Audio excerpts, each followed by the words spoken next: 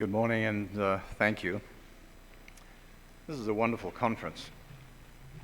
It's been great the last couple of days to sit with a lot of bright people with great questions. The list of speakers has been very impressive. And it's encouraging to see how Fair Mormon has grown in the past few years.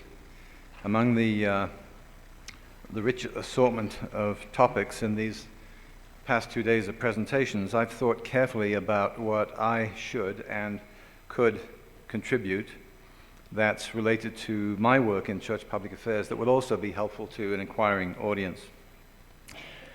Well, first, a little bit of background. This is somewhat of a personal nature, so please forgive me for that, but it has a bearing on what I'll say later.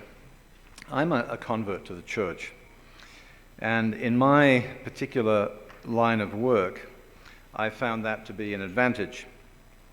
I was 19 when I joined the church in England after a rather intense and lengthy engagement with lots of missionaries. Before I read the church, I read everything I could get my hands on. And my first hint at what would be the controversial nature of our faith came from my visit to the large city library in Liverpool. Now, when I mention Liverpool as my birthplace, I'm frequently asked whether I knew the Beatles. Well, the answer is no, not personally. Although my wife, as a teenage girl, did once knock on Paul McCartney's front door with the excuse that she wanted to use the bathroom. I wonder how many teenage girls did that. She was admitted, actually, but sadly he wasn't home. But in the church, Liverpool is more importantly known as the landing place for the first missionaries in this dispensation outside of North America. Heber C. Kimball, having leapt to the dock as his ship, the Garrick, moored there in 1837. And later, in 1851, Franklin D. Richards compiled the first edition of the Pearl of Great Price in Liverpool, and the city became the publishing center for the Millennial Star. 130 years after Heber C. Kimball's leap to the dock on the River Mersey, I went to the main library in that same city to see what I could find about Mormons. I found more than 30 volumes that either dealt with the subject in detail or in extracts. And if memory serves, all but 2 of those volumes had a negative tone or were outright attacks. So I therefore became familiar, even before I was a member of the church, of the nature and the tone of criticism of the church. And the fact that I'm here suggests that I didn't find those arguments more persuasive than the Book of Mormon itself, not intellectually, and especially not when matched against a powerful spiritual witness of Joseph Smith in the Book of Mormon. Now fast forward to April 19th, 1970, when I was living in Australia with my new bride, when a dear patriarch laid his hands on my head to give me a patriarchal blessing. His words included this phrase: "You will be given opportunities to defend the gospel." I was always interested in that choice of words, defend, not preach or proclaim or teach. What was it that the patriarch saw that I didn't see at that time in choosing the word defend? 1 month later, my wife and I were at the temple in New Zealand, where, since I was now an elder, we could be sealed. In the temple where we stayed for a week, one of the veteran temple workers approached me. "You're a journalist, aren't you?" he asked. And the question surprised me because I wasn't aware that I had mentioned that to anyone. But he then directed me, rather forcefully, to listen very carefully to the language of the male initiatory ordinance that had to do with defending truth. Now, obviously, I won't mention those words here, but I think of those words every time I do initiatory ordinances. Fast forward again to 1974, back in England, where I was the business editor of the Liverpool Daily Post. One day I took a call from President Royden Derrick, who was the president then of the England Leeds Mission, which covered all of the northern part of England. He was in Hull, which is a city on the northeast coast, almost directly, laterally east of Liverpool.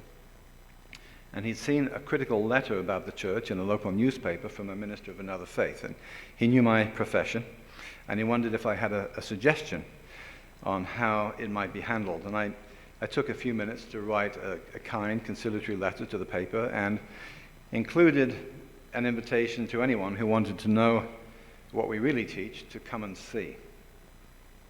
The letter was duly printed, and although I didn't know it, I just embarked on a journey that would immerse me in church public affairs for the next 40 plus years. 2 years later, I was invited by the church to manage the newly opened public affairs office in London. And 3 years after that, I returned to Australia at church invitation to establish a public affairs office for the Pacific area based in Sydney. And then for the past 24 years, I've been here at church headquarters. Well, what has changed in those 40 years? Less than we might think in terms of the questions being asked today. In fact, many of them are pretty similar to questions that confronted me in the Liverpool Library, which were the same as those raised in Joseph Smith's day. The veracity of the Book of Mormon, the witnesses, the translation process, the nature of revelation, the personal history of Joseph Smith. Perhaps it shouldn't have, but I admit that it mildly surprised me in the wake of publication on LDS.org of a series of in-depth essays on various topics that so many faithful members expressed surprise at discovering some things like multiple accounts of Joseph Smith's first vision for the first time in their lifelong membership. Since I was reading that readily available stuff in 1967, even before I was a member of the church, I had erroneously imagined that most members read the same things. For example, the Improvement Era, the forerunner to the Ensign, carried a detailed article on 8 contemporary accounts of the first vision in its April 1970 edition. In other ways, a great deal has changed in the past few decades, and I don't just mean world-class historical scholarship and the immense amount of research material and resources that are now at our fingertips, such as the Joseph Smith papers and insightful work by some brilliant young and emerging historical scholars, some of whom we heard from yesterday and we'll hear again from today. I refer primarily to the environment created by the internet and to social media in particular, which has brought both challenges and opportunities that we all recognize. And for public affairs, the explosion of voices, both pro and con, have made our work demanding and exciting all at the same time. For instance, I love the Church's passionate commitment to religious freedom as a universal human right, and I applaud its increasing transparency, evidenced again this week in the announcement of the latest volume of the Joseph Smith papers. Now, since we're often on the cutting edge of public issues, I'd like to give you an insight today on how church public affairs works. And then I'd like to share some perspectives on some much discussed topics that will illustrate that working process. I've chosen to call this discussion on the record because I think some things have not been said clearly enough, or that they have been overlooked or misconstrued. I won't be breaking any new ground today on such perennial topics as race or polygamy or other questions on which there are more competent speakers. I will try to leave 10 to 15 minutes at the end of the period for questions, and I invite all of you to write your questions on a card and pass it to an usher in the next 30 minutes or so. Please focus your questions on matters directly related to public affairs, so I have a chance of responding somewhat intelligently. So, no, I don't know where the 10 lost tribes are. Although I did have a bishop once who told me that he got a call from a member at 1 o'clock in the morning who said, "Bishop, I'm going through the scriptures here." This is 1 o'clock in the morning. "I'm going through the scriptures here, and I'm wondering if you can tell me where the 10 lost tribes are." He was a baker. He had to be up at 4 a.m. His rather dry response was, "I presume they're all in bed."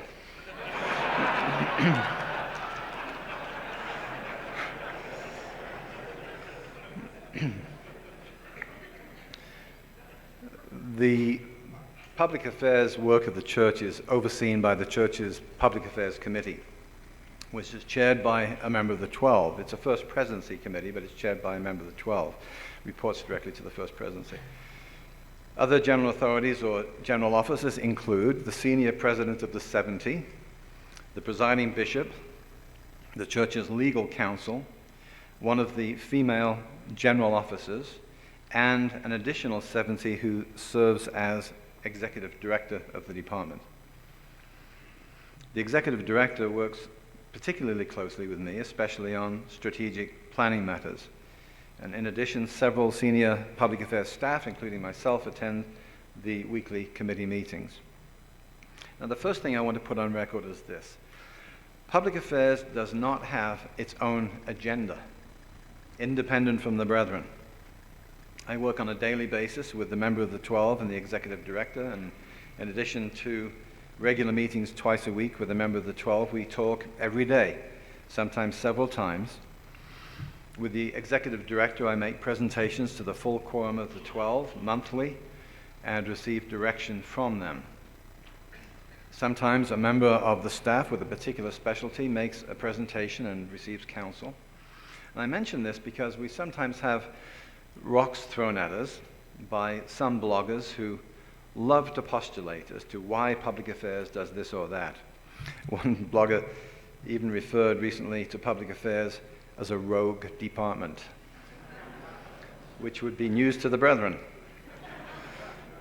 So, newsflash, we don't freelance. Sadly, the insight and understanding of some who love to write volumes of commentary seems often in inverse proportion to the amount of words they write. Perhaps it's simply easier to target public affairs because it seems less disrespectful than criticizing church leaders. If so, we're honored to take those slings and arrows of outrageous fortune. A thick skin is a prerequisite for public affairs employment. It makes me think of that wonderful verse in Acts when the high priest and his council were attempting to intimidate Peter and his apostles and had them beaten up. Verse 41 of Acts 5 says, quote, "And they departed from the presence of the council, rejoicing that they were counted worthy to suffer shame for his name." And the next verse notes almost parenthetically, "And daily in the temple and in every house they ceased not to teach and preach Jesus Christ." No member of the public affairs staff would last long if he or she issued a statement on behalf of the church that had not been approved. Of course, we frequently suggest a response to a breaking issue, but the brethren are not shy in editing or rejecting those statements or writing their own versions. In addition, the member of the 12 who chairs the Public Affairs Committee will confer with other members of the 12 or with the First Presidency on major issues.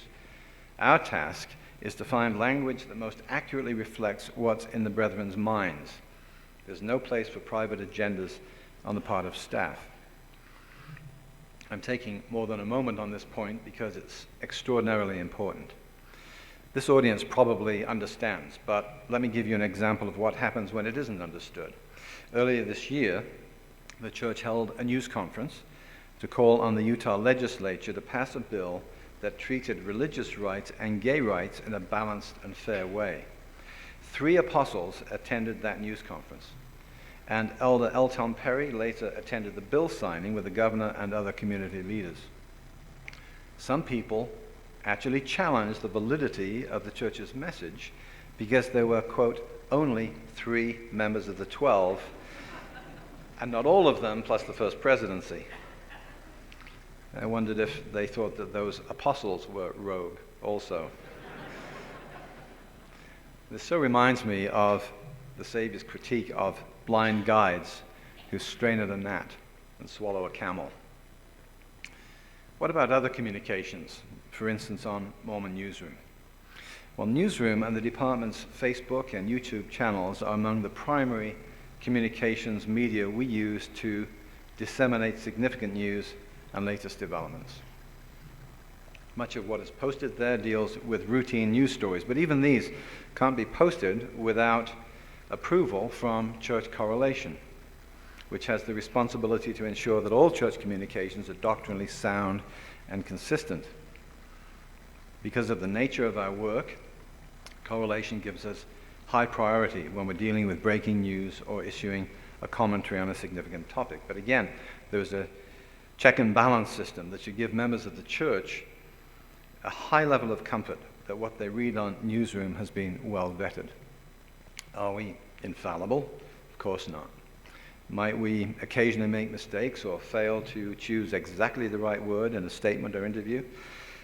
Assuredly, yes, but you can be sure that we know who runs the church and the respect we have for the established processes. Now, despite the words my patriarch chose when he said I would have opportunities to defend the gospel, there are words I prefer to use other than defend. If all we ever play is a defensive game, the most we can hope for is a draw. While it can be extraordinarily difficult when under attack or critique from unfriendly voices, it's important that we try not to sound defensive. We do better to explain or promote an idea, a concept, or a principle. Scott made reference to the Book of Mormon musical response. When the Book of Mormon musical first surfaced, despite its blasphemy, crudeness, and bad language, we opted for a non-defensive statement that taught a principle. Our much-quoted response was, "The Book of Mormon musical may attempt to entertain audiences for an evening, but the Book of Mormon as a volume of scripture will change people's lives forever by bringing them closer to Christ." As many of you know, we even took out ads in the show's playbill inviting people who had seen the show to now read the book. Now I have to pause for a moment with a disclaimer. I'd love to take credit for that statement, but all I did was say, "That's perfect," when a member of the staff came with that draft. So I claim no responsibility. Lyman, one of my staff members, is here. I believe you wrote that draft, didn't you? Give him a round of applause.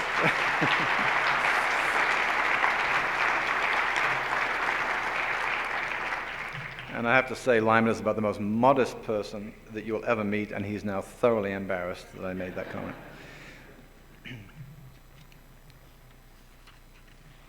It isn't easy to avoid sounding defensive when things we love are belittled. This applies also to critiques of the brethren themselves. Personally, I view habitual criticism of the brethren as one of the most pernicious of pastimes. So let me spend a moment on this. I'll use the term brethren because this is an LDS audience, and you know what that means, the general authorities of the church, and in particular the First Presidency and the 12.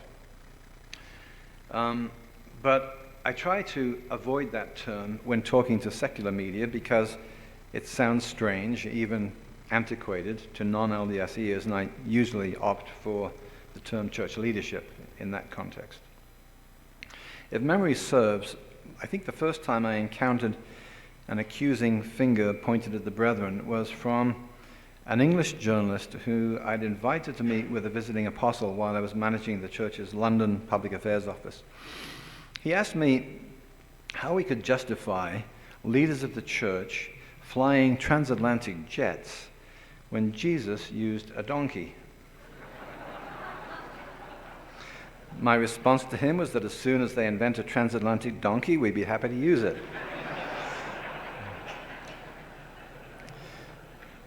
Now that may not have been original. I can no longer remember whether I borrowed it from something I'd heard, but it did seem to address the absurdity of the question. I can hardly believe it when I hear people question the motives of the brethren for the work they do, or when they imply that there's somehow some monetary reward or motive. Let me share the reality.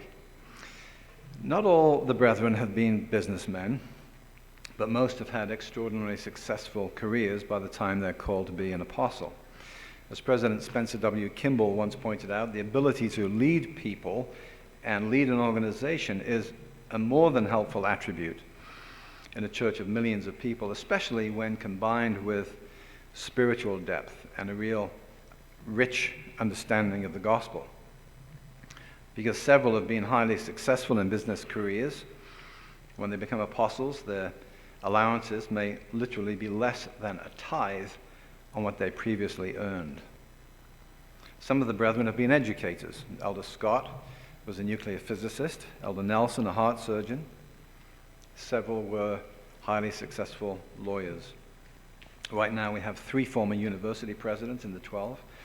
President Boyd K. Packer was also an educator by profession, although in his spare time and in his earlier days he loved to carve beautiful things out of wood. That sounds curiously related to another scripturally honored profession, that of the carpenter. Can you imagine what it would be like to be called to the 12? In most cases, you've already had a successful career. You know you'll continue to serve the church in some volunteer capacity, but you've begun to think of your future retirement. The first presidency in the 12, of course, don't retire. Neither are they released. With their call comes the sure knowledge that they will work every day for the rest of their lives, even if they live into their 90s, until they literally drop and their minds and bodies give out. Their work day begins early, and it doesn't end at 5 p.m. The 12 get Mondays off. Those Mondays are frequently spent preparing for the rest of the week. If they have a weekend assignment, they'll often travel on a Friday afternoon.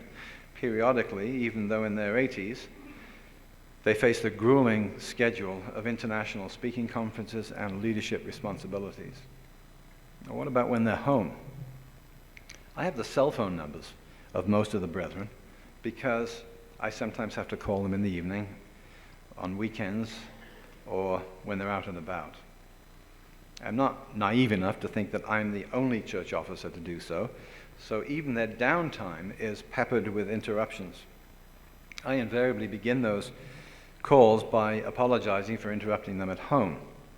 I have never once been rebuked for calling. They are invariably kind and reassuring, even early in the morning or late at night.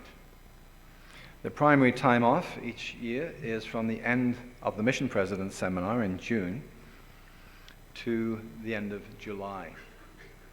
And while this time is meant as a break, most of the brethren use this time to turn their thoughts, among other things, to October General Conference and preparation of their remarks. During Christmas break, they do the same for April Conference. Every one of them takes extraordinary care in deciding on a topic and crafting their messages. That process weighs heavily on them for months as they refine draft after draft. This isn't a schedule that you'd wish on anyone, yet they bear it with grace and find joy for some overwhelmingly important reasons: their testimony and commitment to be a witness of the Savior in all the world, and their desire to strengthen His children everywhere. They would be the very first to acknowledge their own faults or failings, just as we can readily point to the apostles in the New Testament and see imperfect people. As I read the Gospels and the book of Acts, or the various letters written by the apostles to the various groups of members scattered through the Mediterranean, I get a glimpse of extraordinary men with individual faults, certainly. Yet I choose not to view Peter through a critical lens that dwells on the impetuous elements of his nature or the wavering soul who failed to affirm that he knew the Christ. I see him more in the winter of his life, having weathered trials and storms to become one of the towering figures of biblical history, whose name and accomplishments have endured for 2 millennia. The same can be said for many others of the ancient apostles, perhaps especially Paul, whose life transformed him from persecutor to persecuted. And so today, because my testimony tells me that the gospel's been restored, I see the senior brethren in the same way. Yes, they are individual mortal men. But the Lord has given them, not me, the mantle to lead the church and make the tough decisions. Now, I'm not lionizing the brethren. I'm not overawed because I've shaken the hand of an apostle. But I do sustain them with all my heart, and I have a quiet and reassuring confidence born of personal experience and exposure to their counsels that the church is in good hands. Certain it is that the brethren have to wrestle with big questions. And let me turn now to some of those.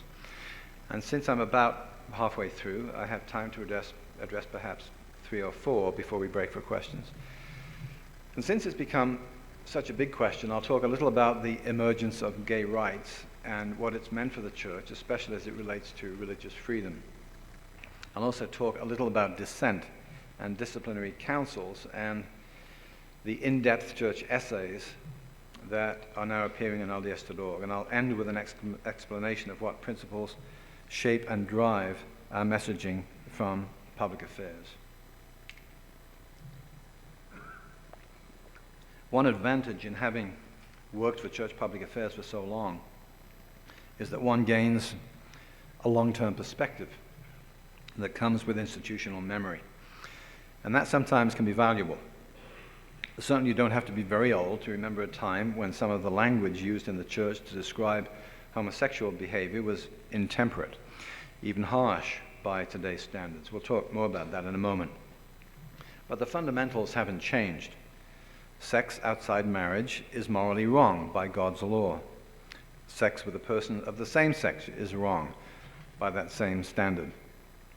The doctrine hasn't changed, but our way of addressing it has changed significantly. Most people here will understand the word presentism. Brittany Chapman referred to this indirectly yesterday as she talked about polygamy in the 19th century. It's defined by Webster's as an attitude toward the past dominated by present-day attitudes and experiences. Presentism is a common problem. It's so easy to dig into the past and find a statement that reflects the norms of the times in which it was stated and then incorrectly apply it to our day. Is there any one of us who wouldn't like to unsay or unwrite something we once said that in today's parlance seems at best inartful and at worst offensive? Unquestionably, there have been more careful and considerate choices of language in the past few years as the church has engaged with the pro-gay rights movement. As I said, this doesn't reflect a change in a doctrinal understanding of the purposes of sex, marriage, and family, or what constitutes sin, but it does reflect a deeper understanding and consciousness among church leadership. While acknowledging that, it would be a mistake to assume that the brethren were ignorant of these trials years ago. I'm thinking particularly of Elder Quentin L. Cook of the 12, who was a stake president of all places, San Francisco, in the 80s when the AIDS epidemic broke out. I was with Elder Cook when we interviewed him on camera about this topic, and it was clear that he was deeply emotionally touched by his experiences in helping several gay members with AIDS navigate their last days. Likewise, I've heard others among the brethren describe the pain they feel for families, including gay family members who have been torn apart while trying to navigate this extremely difficult issue. As same-sex attraction has become more talked about in society, our language has changed in order to speak to an evolving audience, even as our standards of chastity remain constant. One might say the same for cohabitation before marriage of heterosexual couples. We don't like it, we discourage it, we teach young people chastity before marriage, but we also understand the reality that most of the world has different, ever-changing standards or values. And a strident voice from the church is going to do nothing to change behavior. Toward the end of the 2012 presidential election campaign, Public Affairs prepared a website that we called mormonsandgays.org. The site included several interviews with members of the 12, and it had the most intense scrutiny by the brethren before it was launched. Frankly, the website had more than one purpose. In the heat of an election campaign in which a member of the church was his party's nominee for the presidency, we thought it likely that the gay issue would be dragged into the campaign at some point, and we would be confronted with all of the misrepresentation and distortion and different perspectives that we had dealt with ever since Proposition 8 in 2008. But the website was also an opportunity to recognize the experiences of some of our LGBT or same-sex attracted members. In some Latter-day Saint homes, when teens had come out as gay to their parents, the reaction had been anything but compassionate or reflective of a mutual search for understanding. In extreme cases, young people were ordered out of their homes. Being homeless and destitute made such young people prey to drug pushes, prostitution, and other degrading experiences, and in some cases even to suicide. I'm unaware of any church leader who countenanced such actions, but awareness of some of these problems was not universal among leadership and certainly not among our membership at large. MormonsandGays.org, which was carefully scrutinized by the brethren before it launched, was designed to address that by encouraging parents and other family members to embrace their children, brothers or sisters, while not condoning immoral behavior. This issue remains a difficult one. The church is now working to further develop MormonsandGays.org, and version 2.0 is scheduled for completion and launch early next year. Meanwhile, the topic leads us naturally to a related one, and that is the church's position on religious freedom vis-a-vis LGBT rights. Now, even as Proposition 8, as early as Proposition 8, the church said publicly that it did not oppose extending rights to LGBT people, covering such areas as housing, employment, probate, hospital visits, and so on, that posed no threat to the family. The problem it had was with efforts to redefine marriage. Even at that early date, I remember the brethren opining strongly that legalizing gay marriage would bring multiple challenges to religious freedom. In that, they were remarkably prescient. If you aren't aware of the great cultural clash that has arisen between LGBT rights proponents and many faith groups over the perceived threat to religious rights, I can assure you that it's becoming one of the great social issues of the day. It's beyond my scope today to dig more deeply into this topic than I need to, but even a casual read of what many LGBT advocates are saying about religious rights is sobering. The ink was barely dry on the recent decision by the Boy Scouts of America's National Executive Council to allow gay scout leaders when the Human Rights Campaign, which is one of the major LGBT advocacy groups, was saying that it was a helpful first step, meaning they won't be satisfied until all churches are also forced to accept gay scout leaders in their troops. Even before the scout issue arose, many on that side of the debate had been clamoring for removing university accreditation from religious colleges who failed to meet the LGBT definition of what is or isn't socially acceptable. And removing tax exemption from churches has been another agenda item emerging recently. The church's response to this has been a model of restraint. It's been reflective of reasonableness and Christ-like behavior, while not yielding an inch on our Father's plan for His children and the purpose of our life here on earth, including how sexuality is to be expressed. The church has recognized the legitimacy of LGBT claims to fair housing, employment, and other services such as those I've mentioned.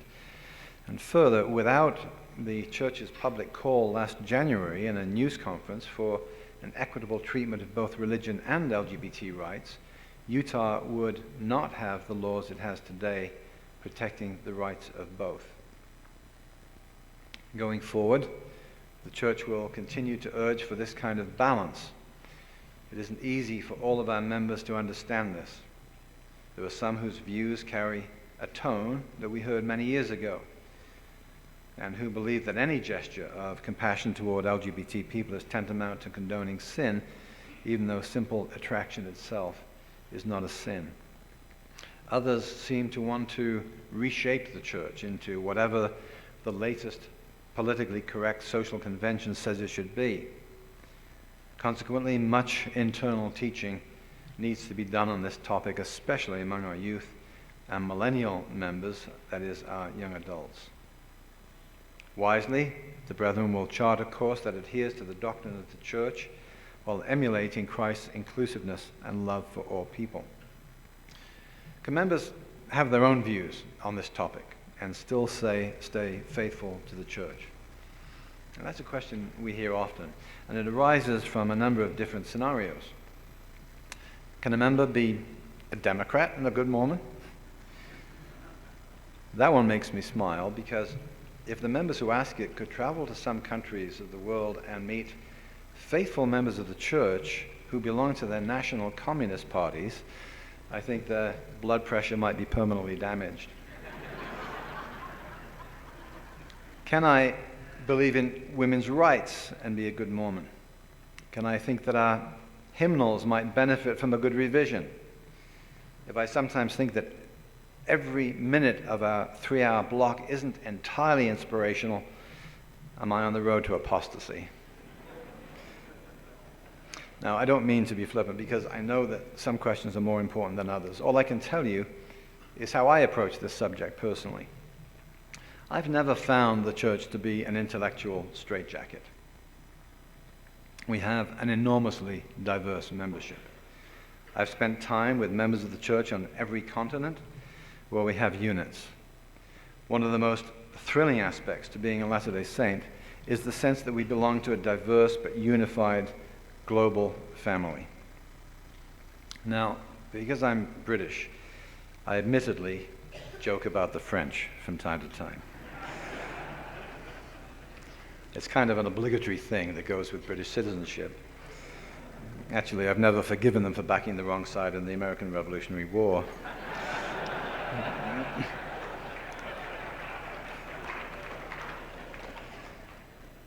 And of course, the French respond in kind about the English. But if I'm on a plane and sitting next to a French Latter-day Saint, I feel an immediate bond. National and cultural differences evaporate. I have far more in common with that person than with one of my own non-LDS countrymen who may have grown up in my hometown and attended the same school. As a Latter-day Saint, I know instantly that my newly met French acquaintance and I share the most important core values and experiences, and we have the same broad aspirations for this life and for the next. I'm content to rest on the assurance that as Latter-day Saints we are in reality no more strangers and foreigners, but fellow citizens in a kingdom that traverses all national boundaries and cultures. Am I interested in making sure that my French seat companion comports precisely with my views in every nuanced interpretation of how to live his life or her life? Do I insist that we both must be on exactly the same point in our spiritual journey? Or do I, like the Lord, allow room for personal interpretation, growth, and understanding? It's only when my friend begins to insist that I interpret everything his way, or that he suggests the brethren are misleading the members, or that he elevates himself to be more than my friend but now my uninvited teacher, that I may worry about his direction. If he tells me about his blogs and public demonstrations to prove the brethren are wrong and resists counsel, I might expect that church leaders would counter that influence even if they would prefer not to. If kindness and gentle persuasion and love unfeigned prove unsuccessful, I would fear for his eternal future. But I would not deny him the right to believe differently. While I love the diversity in the church, I don't believe that ultimately diversity trumps unity. If you're not one, you're not mine. To my certain knowledge, the First Presidency and 12 do not direct the outcome of disciplinary councils, and studiously avoid doing so. Indeed, as the court of final appeal, the First Presidency cannot do so. They must remain independent. Church policy is that decisions rest with bishops and stake presidents, both as to whether to hold such councils and what the outcome might be. Of course, stake presidents may confer with area 70s up their priesthood line for counsel about process, but not about decisions and outcomes. There's been speculation recently that disciplinary councils or invitations to a sit-down with the bishop have coincided and therefore have the appearance of being centrally directed. This isn't the case, and there is a simple, plausible explanation that requires no mental gymnastics to understand at all. General authorities, including all of the quorums of 70, come to church headquarters every 6 months for training right before General Conference. Over the years, these training sessions cover a wide diversity of topics. And if how to hold disciplinary councils in accordance with church processes is one of those topics, which it recently was, it isn't surprising that as the training works its way down to the stake and ward level, some ward and stake leaders may feel better prepared to engage with members whom they feel need counsel. This might especially occur at a time when some members are publicly campaigning for changes counter to church policy or doctrine. Frankly, I don't know whether there's been any increase in such counseling, and if there has, whether I've correctly identified the reason. But looking for a conspiracy behind every hint of change isn't healthy and is rarely accurate. I promised a word about the in-depth essays on LDS.org that address subjects that some members have found challenging. But frankly, I don't have much to say about these. The feedback we received on LDS.org suggests that some members feel the essay should have been placed in a more prominent position and preceded by a major announcement. Other members think that they got more attention than they deserved. Overall, I think there's some merit in the argument that they should have been more prominent from the beginning, but there is more context to this. Certainly several of them received significant press coverage when published. Those who follow church developments closely will have seen an increasing emphasis on study and learning in the home, on Sabbath day observance that incorporates such learning into our daily lives, and an increasingly flexible teaching curriculum that draws on many resources, including these essays, for content and support. It's the intent of church leaders that these essays be more than just a one-read experience in LDS.org, but rather that their content and principles work their way into the larger tapestry of learning, especially for our youth, so there are no surprises of members 5-10 years from now. Much discussion preceded the publication of these essays, including a determination about their length. At one point, 50-page essays, or even longer, were contemplated, and some were drafted with extensive footnotes. But it was acknowledged that few rank-and-file members would wade through such heavy work, other than scholars who were already familiar with the substance of these issues. So an alternative was considered, a brief 2- or 3-page commentary. But this was felt to be inadequate and failed to meet the main criterion of transparency. The results of these deliberations is what you currently have on LDS.org, and generally these essays have been well received. Although highly competent LDS scholars prepared the initial drafts, they had extensive review by church history staff and other scholars. Their review was followed by a rigorous reading for accuracy and balance by the 12 before approval by the First Presidency. Now, let me wrap up and then we'll take some questions. Earlier, I mentioned the importance of not being too defensive. I hope I haven't sounded overly defensive today. You may find this a little surprising coming from someone whose profession is public relations, but I'd like to leave you with a final thought. Elder Neil A. Maxwell, also, by the way, a former chairman of the Public Affairs Committee, used to talk about what he called the central dilemma of public affairs. Do we let our light shine so that men may see our good works, or does that risk looking like doing alms before men for the praise of the world? Well, today we have an additional dilemma. The core function of the Public Affairs Department is to build relationships with opinion leaders whose influence can either help or hinder the church's mission. We can do much good in society with that objective. It leads to such things as engagement with other churches, with political leaders of different stripes, with LGBT and other community leaders, and many others. At the same time, the church from ancient times has essentially been countercultural, which means that it often pushed back against social conventions and established institutions. Jesus talked a lot about sheep, but he never acted like one.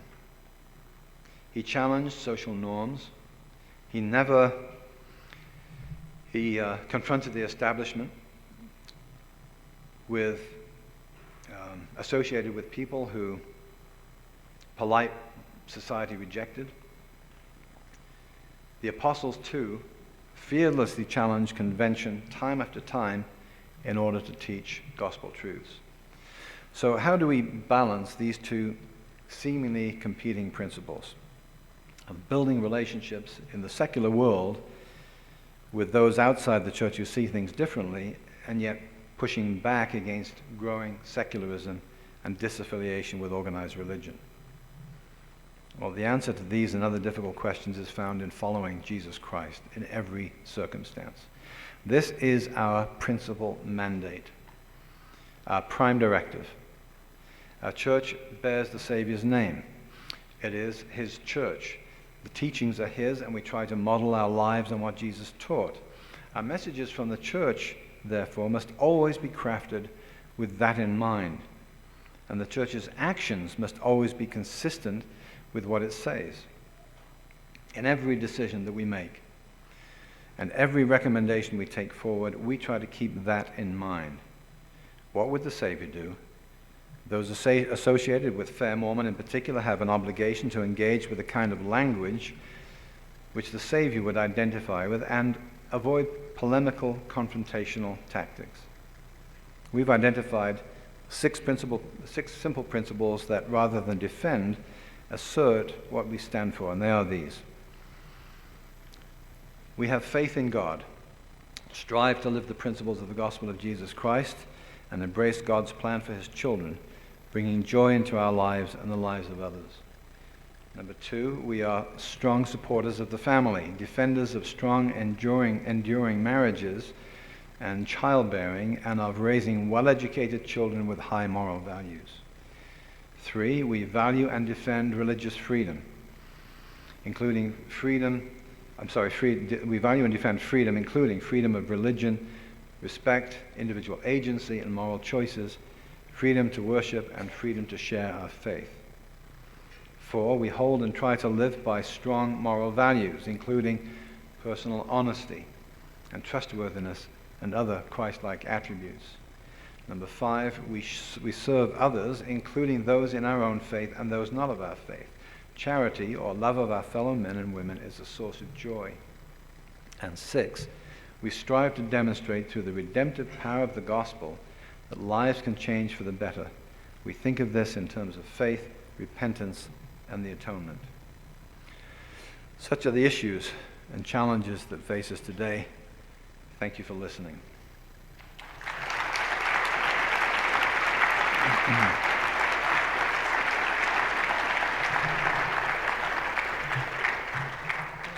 I think I'll be happy to take some of your questions now for the next few minutes. Now, just so you know, we got so many questions. What we had to do, full disclosure, is we sorted through the questions and tried to get representative questions for each category, because there's just too many. Otherwise, we'd be here till noon just with this one thing. So here's kind of the representative, and here's the actual more, but we're going to give them all to him so he'll get every question. So I'm going to try to relate. Are these the ones that you recommend? Yeah. Oh my gosh, we could be here all day. Here's another one that didn't go through this process.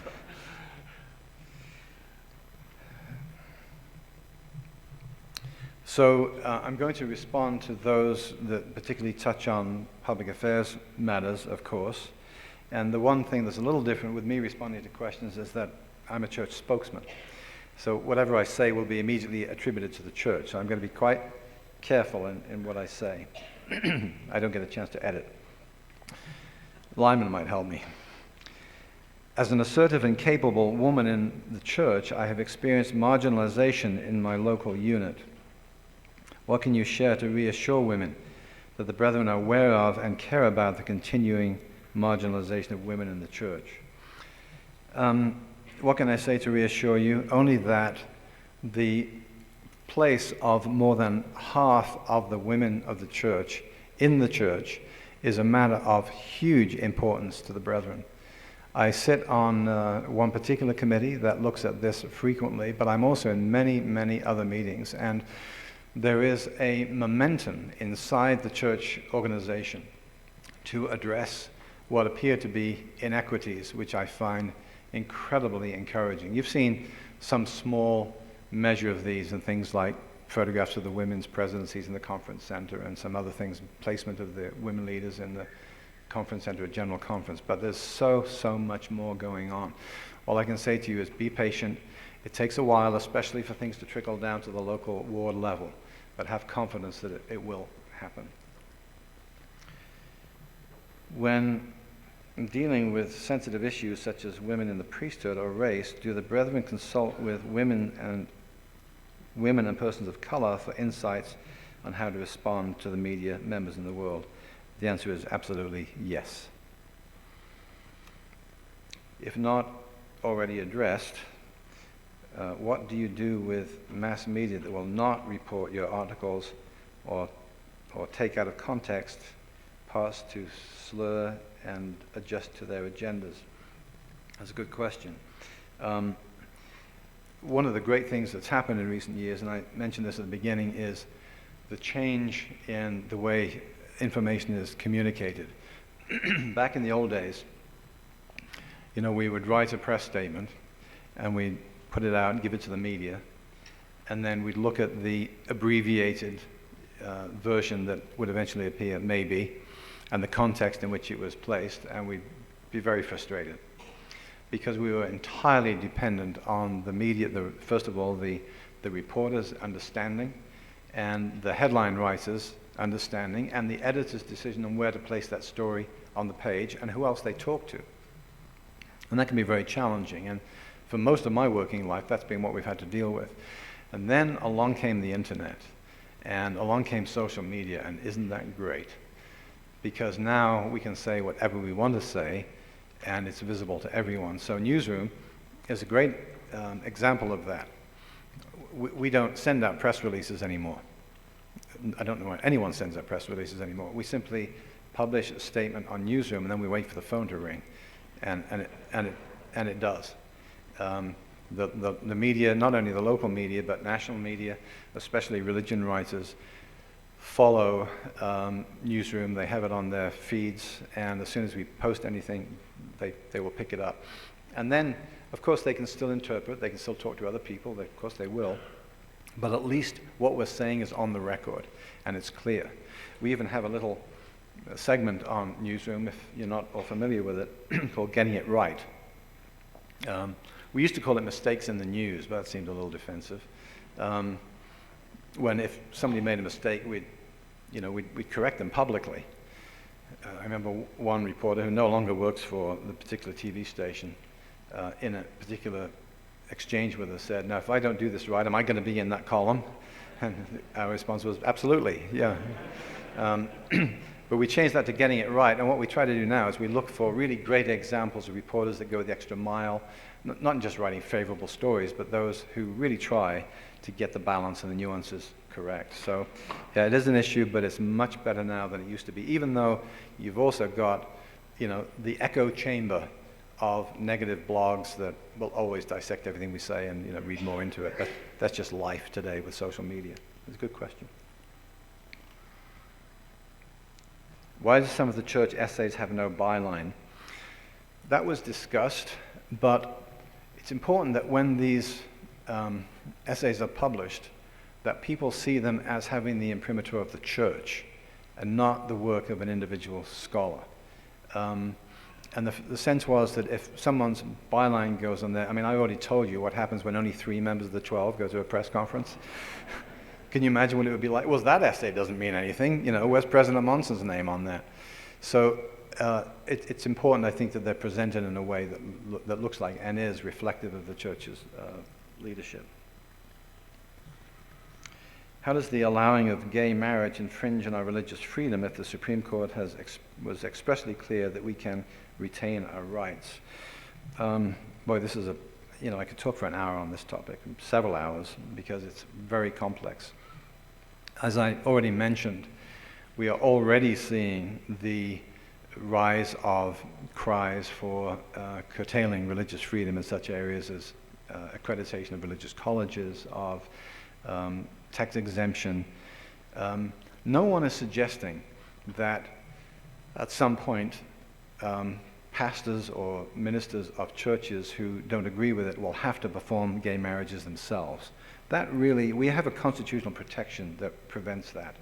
It's the ancillary issues that are the challenge, and we track this very carefully, and you particularly see across the country now in the drive for what the LGBT community refers to as public accommodations, that is constantly clashing with religious conscience.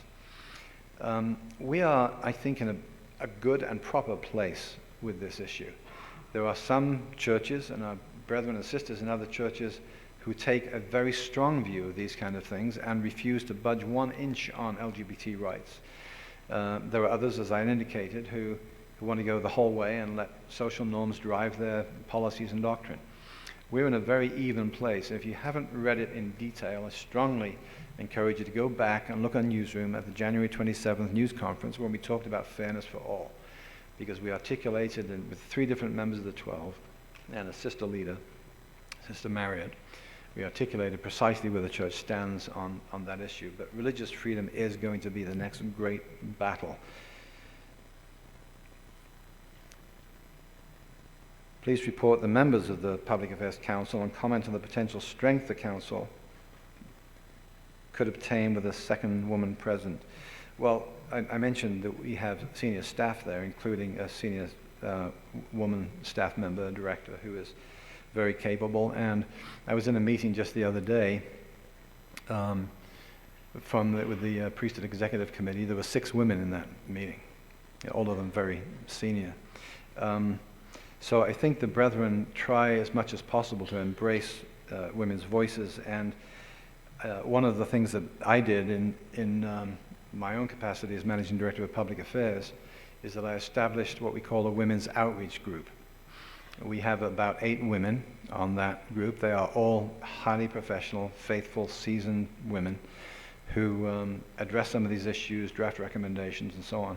Interestingly, the chairwoman of that group approached me recently and said, "I think we need a couple of men on this group.